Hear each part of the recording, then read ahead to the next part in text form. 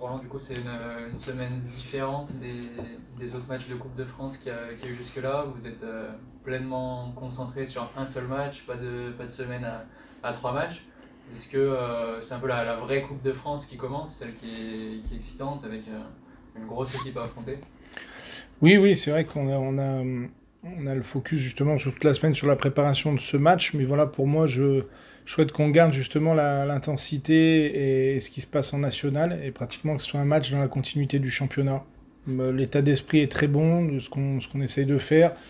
Les principes de jeu sont bien ancrés. Je trouve voilà, on a la volonté de bien faire à chaque fois. Ça tourne pas tout le temps pour nous, même si on est quand même sur les 6 derniers matchs sur une seule défaite. Donc il y a des choses intéressantes. Après, voilà, il faudra que ça bascule du bon côté à un moment. Donc voilà, je souhaite qu'on soit dans la continuité du championnat.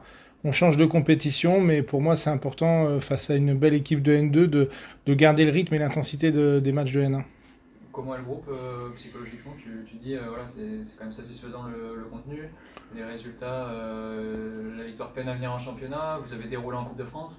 Comment tu sens le groupe psychologiquement? Ben, c'est fragile. On est dans une saison de toute façon où l'aspect psychologique et mental va être hyper important. Je l'ai répété depuis le début de saison.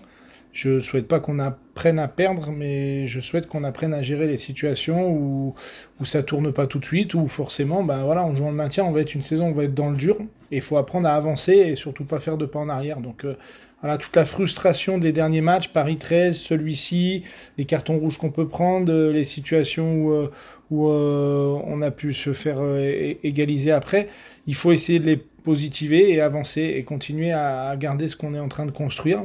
Je trouve que voilà, l'animation défensive est intéressante depuis un petit moment, l'animation offensive se développe aussi.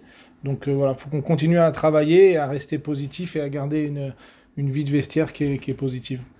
On a l'impression que, enfin, on y revient souvent chaque semaine. Ce qui manque, c'est peut-être un petit peu de confiance devant. Est-ce que tu te focalises sur ça? Est-ce que tu discutes beaucoup avec tes attaquants? Est-ce que tu identifies comme principal problème ce manque d'efficacité devant?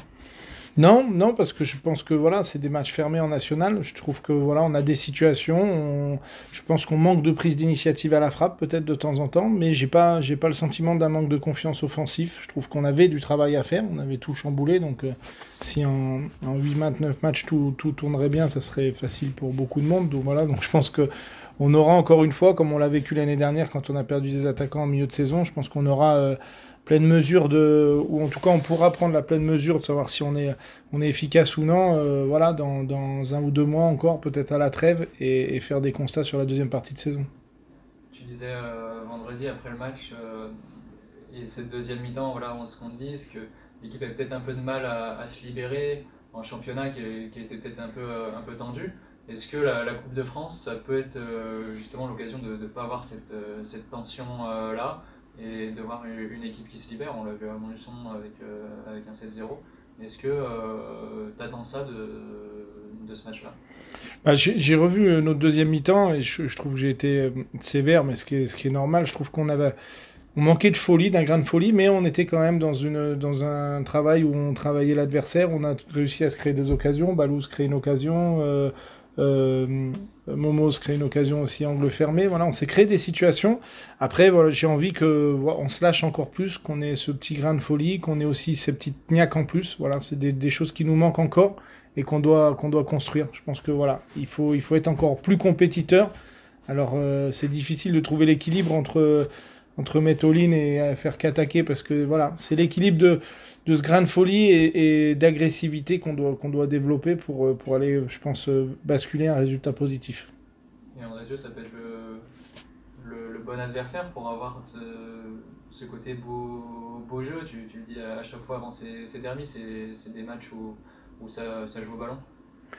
Le match de coupe, même si j'ai dit qu'on était dans la continuité, pour moi, c'est difficile de tirer des enseignements après du match de coupe, parce qu'il y a quand même, on n'est pas sur un match de championnat. Ce qu'on fera de match de coupe n'emmènera pas la même confiance que si on prend 3 points et on avance dans le classement. Donc c'est deux choses différentes, mais c'est important d'être dedans, d'essayer d'en profiter pour travailler, pour encore avancer sur des choses.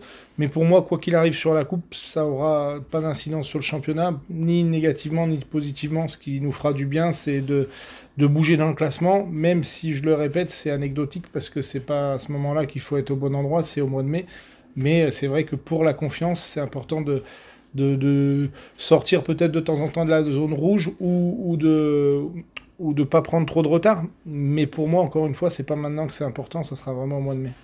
Tu as parlé de matchs fermés en national, c'était aussi un petit peu le cas des fois la saison dernière en N2. Là, tu t'attends justement, est-ce que tu t'attends à un match fermé ou est-ce que justement la Coupe de France peut justement créer du jeu et ouvrir des opportunités? Bah après, tout dépend de ce que l'adversaire viendra nous proposer aussi. Voilà, il faut être deux équipes. On l'a vu contre Avranches, j'ai moi trouvé un match très ouvert. Et les derniers temps, c'était pas ouvert, ou alors l'adversaire prenait le dessus sur nous sur des entames de match et on s'adaptait à ça.